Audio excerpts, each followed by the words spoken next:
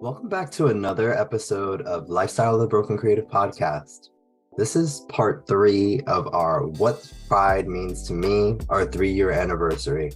I thought it would be fitting to have it for July 4th, considering this is Independence Day and they're taking away LGBTQ freedoms on a daily basis.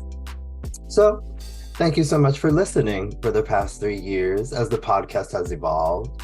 We've had so many amazing guests already who have inspired us, sharing and teaching us about what being a creator looks like. I would be lying if I didn't say I am so excited to see what the future holds for our little show. And speaking of the future, be sure to follow our new Instagram account that's at brokeandcreative_podcast for exclusive clips and content from your favorite podcast, Lifestyle of the Broken Creative. As I said in part 1 and 2, this segment is dedicated to shining a light on LGBTQ+ creators and entrepreneurs in honor of Pride every day. So today is no different. Well, a little. I'm going to talk about queer creators and media, including arts, writing, business, music, and entertainment that I feel you should all check out. There are no guests, it's just you and I. So sit back, here are some amazing queer creators you need to check out. Let's start with musicians. If you know me, you know I eat, sleep, and breathe music. I love to sing and dance. It would not go a day without listening to my favorite songs. So first would be the pink-haired, falsetto-singing European Saint Harrison. Saint Harrison's debut album, Lost a Friend, which released on May 3rd, is R&B gold. With only 7 songs on the album, I can guarantee you're gonna have Lost a Friend on repeat. If I had to pick a favorite, it definitely varies during the day, so depending on my mood, but right now I would have to say TMF. Listen to the song and you'll know why. My next queer artist is 7 Deep, the stage name for Darrell Maurice, a lustful rapper who performs his ass off every time he touches the stage. Virginia-born and unapologetically queer, his high-energy performances are flawless from start to finish. He's a true professional with a great tone and sexy rhymes. And he's pretty sexy, to say the least. But some of my favorite songs from 7 include Hips, Break My Back. Oh, shit, I might be a hoe, but I make a lot of money and I stay on the go. My favorite thing to do, fuck them and duck them. Don't give a fuck about these niggas, we just pick them and pluck them, He wanna see me break my back. He wanna see me break my back. He wanna see me break my back. Another artist that I recently came across on TikTok, Venezuelan Spanish pop singer-songwriter La Cruz. Alfonso La Cruz, age 27, living in España, sings proudly about loving and lusting after los hombres, men. With a modern pop sound that makes you want to bump and grind with a fine papi in the corner, some of my favorite songs by him are Boulevard, Te Conocí Bailando, y su última canción, Quítate la ropa. Quítate la ropa, que tú sabes bien que me provoca. He's definitely one to look out for. I believe this might be his first album, but I've been seeing him on TikTok. I love his videos and the songs to go along with them. So definitely keep an eye out for La Cruz. Next, another Latino, Omar Apollo, a fine young openly gay Mexican-American. He's a bilingual singer-songwriter who released his most recent album, Ivory, in 2022. With my personal favorites being Personally and Killing Me, I can't wait to see what the future holds for the talented musician. He is definitely another one to look out for. He has a smooth, like modern R&B kind of indie vibe. So is very like acoustic guitar or with a piano, but I love his music. He's really talented. Now, I would be a fool not to mention our pop princess, Kim Petras. Ooh-ah. The first Grammy-winning trans woman has just released her debut studio album. For those who know, this is like album number 4, but mainstream media is always late per usual. So anyways, Feed the Beast is the name of the album, and I can't get enough. Whoop-ah. I would say my favorite songs on the album though are Claws and Minute. They're like back to back, and I listen to them back to back on repeat. But I love the whole album from start to finish. It is really good. Next, we'll talk about some TV shows and some movies. So I have to start with the most exciting news. The return of Noah's Ark. Woo! My besties and I could not be happier with the announcement of this underrated queer series return. Many fans felt that the show was cut short after 2 seasons and a movie, Noah's Ark: Jumping the Broom. However, back in April, creator Patrick Ian Polk broke the news of the series' return scheduled for later this year.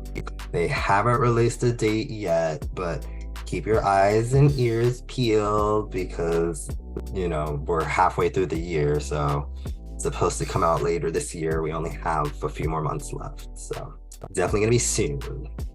Now, for those of you who lust over shows like The Bachelor, The Bachelorette, or 90 Day Fiancé, Netflix brings The Ultimatum, Queer Love, a show compiled of women and non-binary people struggling to get their, I almost said their parents, their partners, to put a ring on it.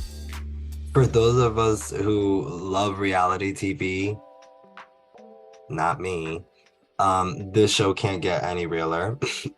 Catch all the drama of season 1 now and give Netflix a reason to renew for season 2. Supposedly that's up in the air. They haven't decided whether they're going to renew, but chances are they probably will. The ratings have been really good, but if you want them to, I would suggest go and watch it on Netflix if you haven't, or watch it again if you have. I think I'm definitely gonna check it out because I think us gays, we deserve trash TV too. So I'm gonna check it out. I'll see what it's about. It actually sounds pretty funny. I mean, you're struggling to get your partner to commit. God. But it is queer women and non-binary people, so it should be interesting. I definitely want to see what they gave. So I think it's a different perspective than what we're used to seeing, just the typical gay man. So should be interesting. Check it out. Now, you can't talk LGBTQ plus TV without Drag Race. As you should all know, season 8 of RuPaul's Drag Race All-Stars is streaming on Paramount Plus now. I'm Team Jessica Wilde. I don't know about y'all, but Jessica Wilde all the way, mami. Mi reina de Puerto Rico. And speaking of Latinas and speaking of Drag Race Mexico, alojado por mi otra reina, Miss Congeniality, Valentina, aired episode 1 of season 1 on June 22nd on WOW Plus, joining other international spin-offs like España, UK, Canada, Thailand, and Down Under, Australia. Not to mention another Drag Race show. Well, not really a Drag Race show, but a drag queen show with a lot of Drag Race queens. You can catch a few of the faves on Drag Me to Dinner on Hulu with Neil Patrick Harris, Bianca Del Rio, David Burtka, and Hanifa Wood. It's actually pretty interesting. It's pretty funny, to be honest. You see your queens trying to prepare dinner. But check it out. That's a good one. But I definitely have to re-sign onto my WoW Plus account so I can see Valentina do her thing, see what the Queens of Mexico are giving. Now, as for films, I have 3 great suggestions. They are all dramas, but I think they're all award-worthy.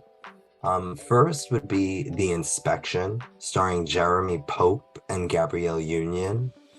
This movie tells the story of being queer in the Marines, and it's based on a true story, the story of Elegance Bratton, who not only wrote the screenplay, but also directed the film. The film depicts Elegance's struggles and resilience in a world pitted against him. Both Jeremy and Gabrielle have powerful emotional performances throughout. Not to mention Jeremy is fine. And Gabrielle, she like really plays such a surprising role. It was a very good movie. It's now available on Showtime, but you can also rent that on Amazon or all other streaming platforms. The second recommendation is another tearjerker. This one is titled Monica. It's the story of a trans woman's relationship with her mother as she aids her while managing her mother's illness. So this story, it's a unique perspective that many people can relate to, especially those of us who have older parents now, or unhealthy family members that we're aiding and things like that. But it definitely talks about the nuance of being queer and loving your family regardless of their ignorance and trying to heal through it all. Trace Lysette and Patricia Clarkson deliver unbelievable performances. Trace Lysette is unbelievable. She's gorgeous, and it's just a performance that transcends into reality. It just seems like you're watching somebody's life. It's very surreal, but it's available to rent on all streaming platforms. I highly suggest that you do. And then lastly, I watched this the other day and I thought it was so cute. We have an Australian-based romantic drama. It's funny because I have a friend from Australia, and some of the terms that they were using, I was like, oh my God, I know what that is. It was really good. It's called Of an Age, based in 1999. The film takes place within 24 hours and follows the main character as he deals with subtle and not so subtle homophobic and racist comments from the people in his life. Now, within that time, he meets the man that would be answering all his burning questions and desires, then leaving him with all the answers only to reunite 10 years later. This movie is a coming-of-age story that I think many queer people can relate to. Though it might not be your fairy tale ending, it's also not a tragic one. I thought it was very well acting and a great story with good dialogue. But yeah, I would definitely suggest taking a look. It's available to stream on Peacock. Now, let's jump into something that is not really my area of expertise, but sports. Because we've actually had so many athletes come out recently over the past couple of years, and proudly, and we also have a lot of anti-trans bills that are, primarily focused on sports and athletes. So I think it's only fitting that we show who is representing us out there. And this is only a few.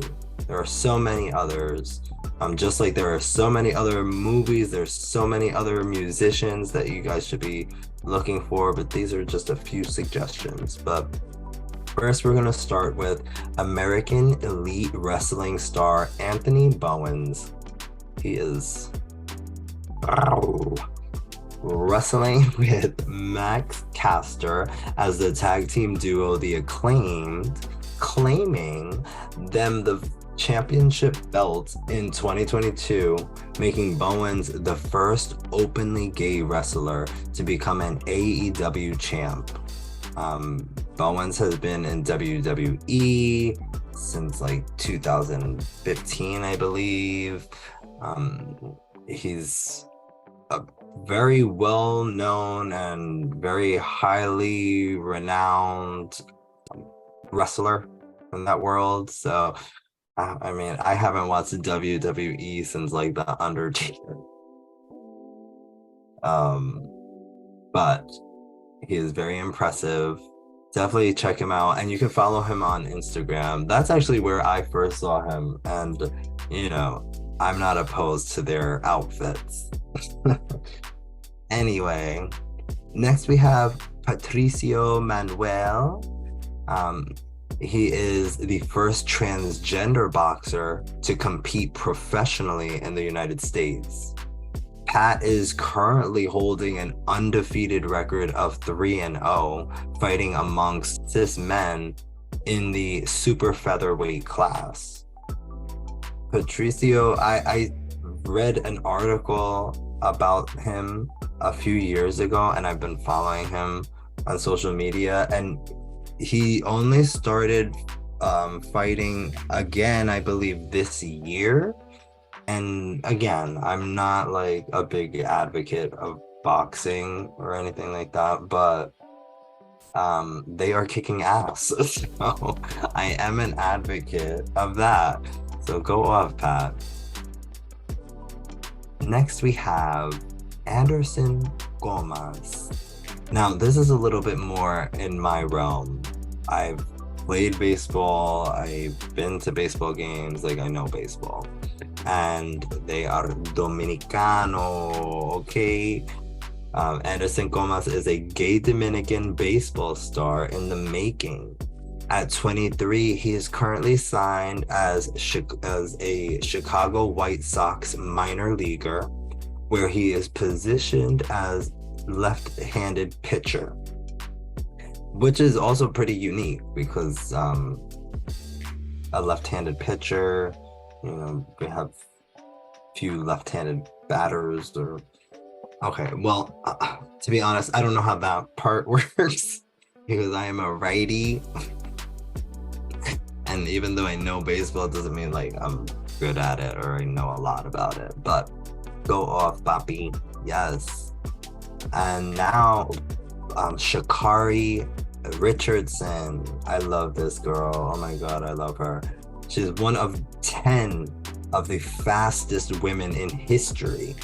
Sha'Carri is famously known for being snubbed despite her speed and strength because of a small amount of THC in her screening before the 2020 Summer Olympics. But Richardson has always been open about her relationship with another woman and has been very vocal about her support of the LGBTQ plus community and being a part of it. And I cannot wait to see her get her opportunity in the Olympics. It's sort of bittersweet because I don't think I would want to run for people that were trying so hard to get me out of the game, but I love her. I think she's an amazing athlete, and I can't wait to see what she does in the future. Next, we have two football stars. First is an HBCU football star, Byron Perkins, who recently made headlines after he came out publicly as a gay man, making him the first HBCU gay athlete to publicly come out. And then Ryan Russell, An NFL football player, too, came out as bisexual in 2019 in his debut piece written for ESPN. He has since publicly criticized the NFL, stating fear of coming out and losing opportunities when he was a player, and has even criticized the racial disparities between white and BIPOC athletes who come out. You can learn more about Ryan and his journey in Finding Free on ESPN Plus, and his new memoir, The Yards Between Us, both now available. Next, I thought we would discuss some politicians, considering the political climate, and like we have to know who's on our side and, you know, where to find them, how to support them. But first we have my queen.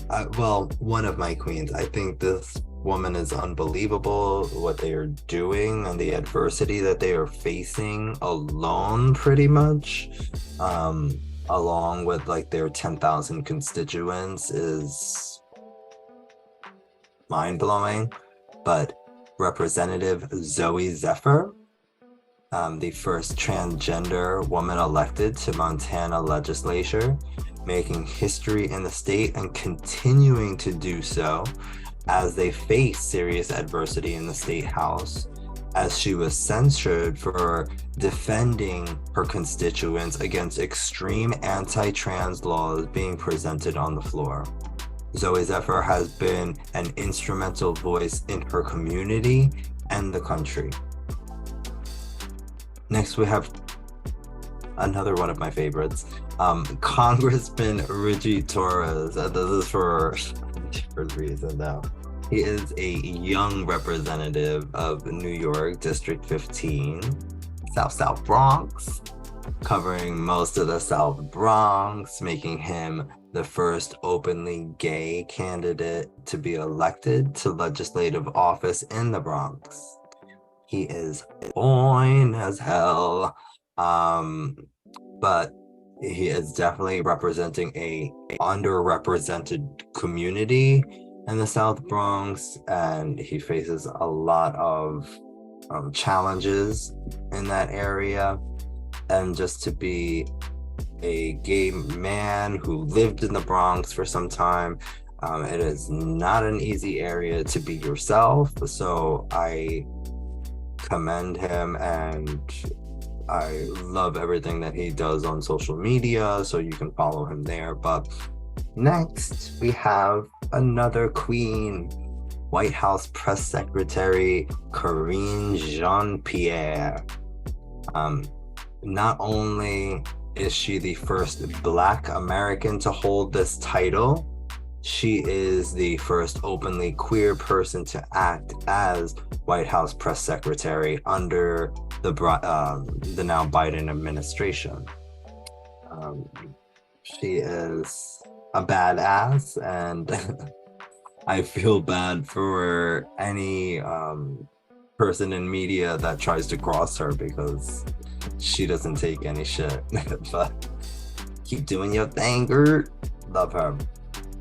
Of course, we have to mention Pete Buttigieg, the first openly gay cabinet secretary.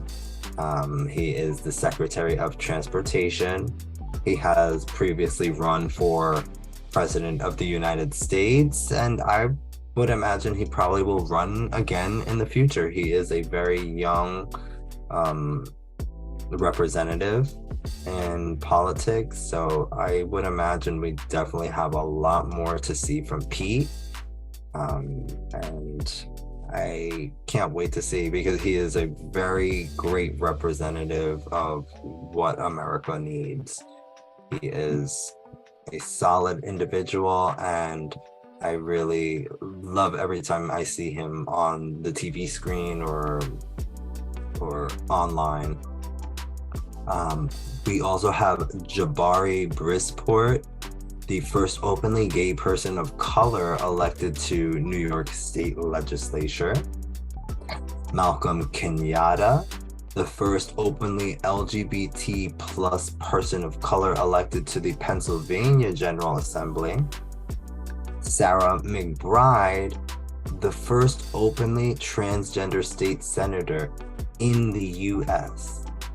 Now, guys, that is a small list. We have so many queer representatives out there, but these are some people that I follow. I really do love the things that they do on social media, their presence on there, and they are a lot of firsts for our community and for our country. So definitely take a look that if you are in any areas that you're having general elections come up, definitely get out and vote.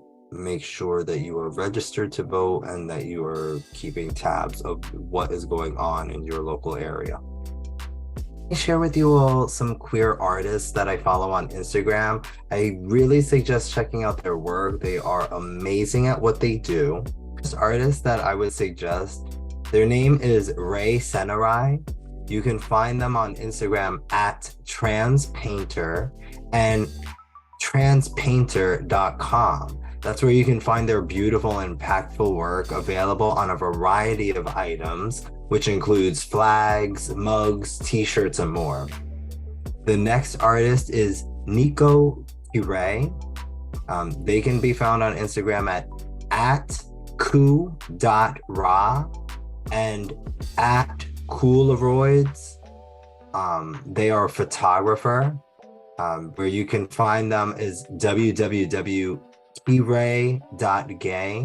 They photograph people and the nightlife scene in and around New York City. They have some provocative photos, but it's such a cool, different perspective. I really enjoy their work. The next would be artist Brian Montes Terrazas. They can be found at yams with a z.world. They are a queer artist that provides colorful and vibrant designs. And if you go to the link in their bio, they even have a unique coloring book that's available for sale. I would definitely check them out. They have some pretty cool, quirky, colorful designs. And then our next artist, Thaddeus Coates, or at Hippie Potter. They're an all-around artist, model, toy designer. The list goes on. He's an artist that embraces Black queerness with a splash of fun, love, and vibrant color. Definitely check him out. And then lastly, we have photographer Andrew Werner. You can find them at Andrew Werner. They are a world-renowned photographer for the stars. You name them, it's likely he has shot them or soon will, but I just had to include him because he has shot one of the biggest stars of them all. Me! Yes. Take a look. Yes. He has taken a photo of me at an event back in like 2015. It was pretty dope. He looked like he was a big deal then, and he has just grown since. So congratulations, Andrew, and congratulations to all the artists that I've listed. And like I said, there are many, many more queer artists out there. These are just a few of the ones that I follow, and I really enjoy their work. Next, we'll be discussing some books. I mean, of course, the first one we have to mention is The Codfather Part 2, a coming out story by Reynold Rod, aka me. That is my pen name for y'all that do not know, Reynold Rod. And this was my third children's book. The first two, A Street Cat Named Desire, and The Codfather. The Codfather Part 2, a coming out story, also recently just had its first year anniversary last month. So definitely take a look and go show your support. But other queer books would include, like we were just talking about before when we were discussing sports, The Yards Between Us, a memoir of life, love, and football by Ryan Russell. A personal favorite that I recently read, Swimming in the Dark by Tomas Jodorowsky. That was really good. It has like a note of James Baldwin in there, but it's just like slightly reminiscent, but definitely worth a read.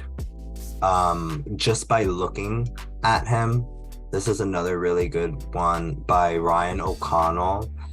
This is his first novel following the author's first book, Special, a semi-autobiography discussing Ryan's journey with his life, sexuality, cerebral palsy, and substance abuse. The autobiography is really good, and they're both pretty like short reads, but they're very well written and fun and funny. I would definitely suggest taking a look at just by looking at him.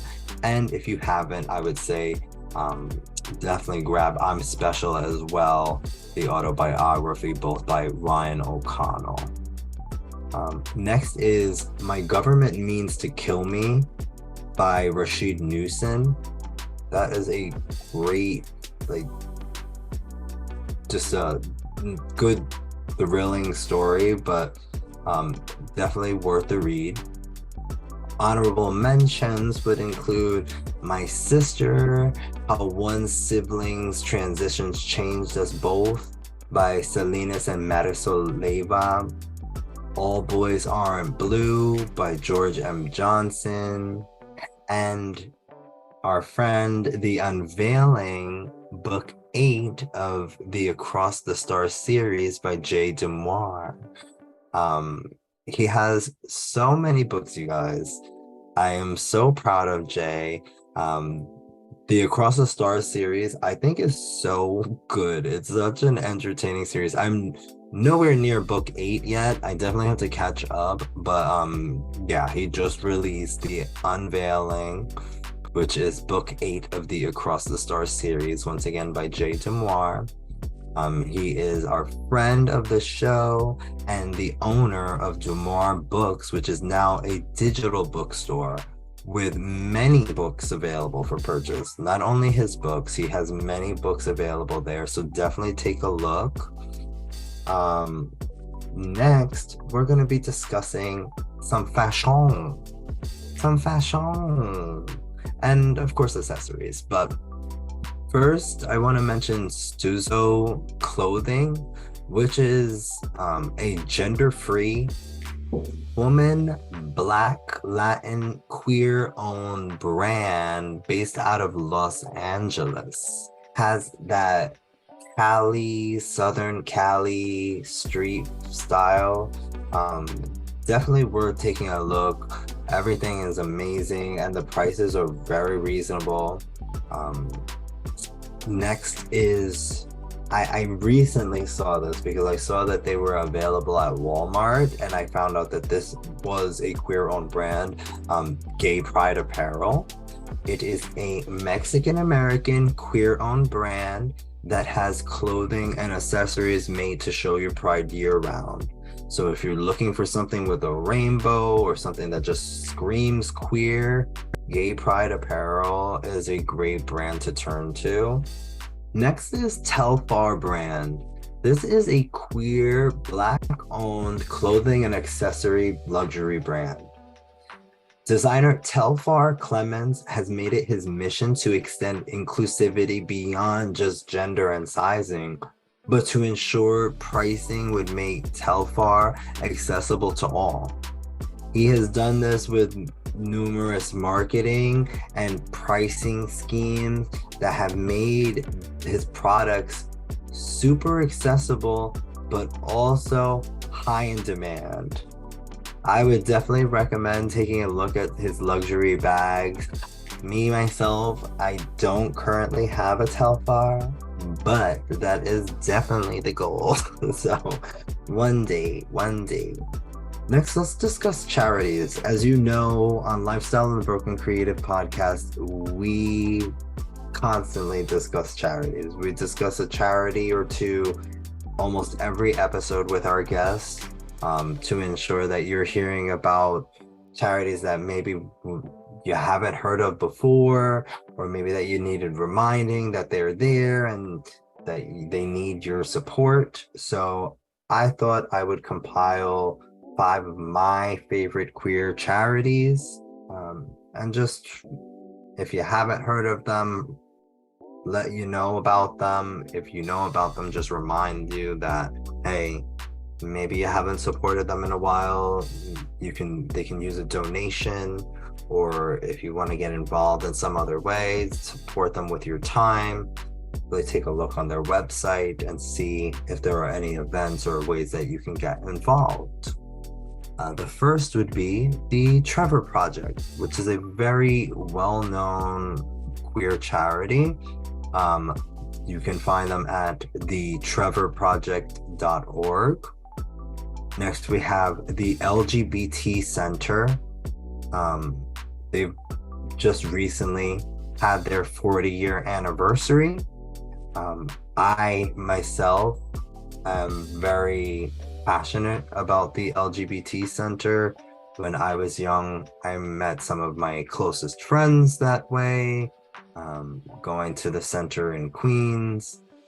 So they are a great organization, and they provide a safe space for queer children. And in this climate, it is very necessary. So they can be found on gaycenter.org.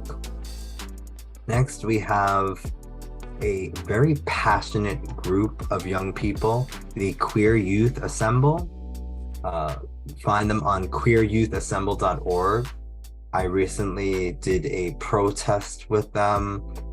It was amazing to see these young people so passionate, and so many of them fighting for what they believe in. Definitely take a look at their website, donate your money, your time.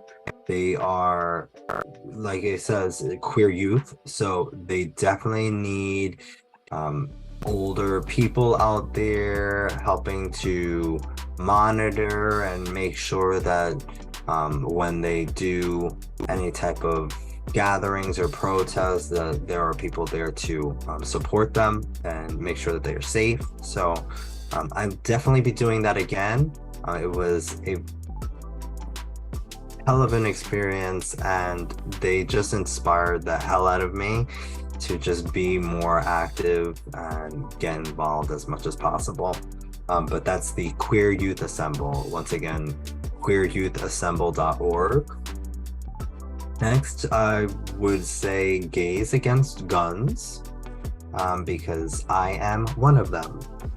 I definitely donate to this a lot. I vehemently hate guns, so I am a strong advocate for this nonprofit. You can find them on gaysagainstguns.net. And then lastly, because our trans family needs our support the most right now, the Queer Trans Project. They can be found on queertransproject.org. Definitely go there and show them your support. Make any donations if you can. And before I forget, of course, I could not go without mentioning the Out Foundation. They are a relatively newer foundation of only a few years now, but they are doing a great deal of work in the queer health, fitness, and wellness world. So they're definitely providing a lot of resources that guide people to these safe spaces to access all of these things. And I recently was interviewed by a member of the Out Foundation, Erin. It was a great interview. It was on Instagram Live. You can find it on their Instagram, which is out.fdn. And they, like I said, they're a great organization. They're doing great work because a lot of times when it comes to health, wellness, and fitness, a lot of spaces don't feel safe for queer people. So they are definitely doing something exceptional by providing those resources and showing people where they can go to get safe access to those things. So I definitely applaud them. And if you have a chance after this, go take a look at my interview there where they flip the script on me and ask me the questions. So definitely go show your support, not only to these nonprofit organizations, but to everyone that I've mentioned, all the creatives and films and entertainers. Definitely check it all out. It's worth it. And if you have any other suggestions, feel free to leave it in the comments of this video. If you're listening to the podcast, I will most likely just do a poll. So if you're listening on Spotify, you can answer the poll there. And just don't forget to support all our previous guests and their businesses. But be sure to show love to our favorite queer creators. Creators like choreographer Daniel Padierna, who you can follow on social media at Daniel Padierna _. He has amazing choreography, and he's always showing his dance students to give them praise. So why not show him some love? Then there's our friend Jay Demar. As I mentioned, he has recently published The Unveiling, the 8th book of the Across the Stars series. Be sure to take a look at the Across the Stars series, all 8 in the collection, but also go to his digital bookstore and take a look at all the titles that he has available. That's demoir-books.square.site/. You can check out Allentude, the fashion brand by Project Runway alumni Alan Gonzalez, whom you can find on most platforms at Allentude.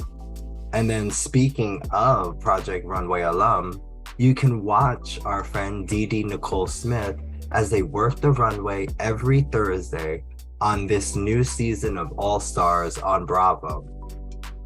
We can't forget to mention, when we talk about fashion, Terrence Williams Designs by our part 1 guest, Terrence Williams, and then part 2, Devon McDonald of Included, who unfortunately had to temporarily close business due to unforeseen circumstances.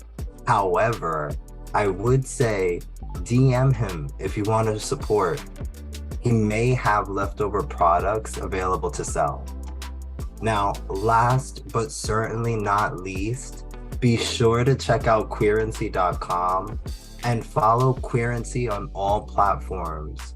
Be sure to check out their amazing big book of queer businesses to find many more LGBTQIA+ creators to support. Remember, Pride is every day, not just June, especially if you're part of the LGBTQIA. But if you love us, make sure you support us all year round. We're here and we're queer. We're not going nowhere. Thank you so much for listening to part 1, 2, and 3 of this Pride special. I am so happy to continue this journey of Lifestyle of the Broken Creative with you all. And I can't wait to see what's to come this season. So stay tuned.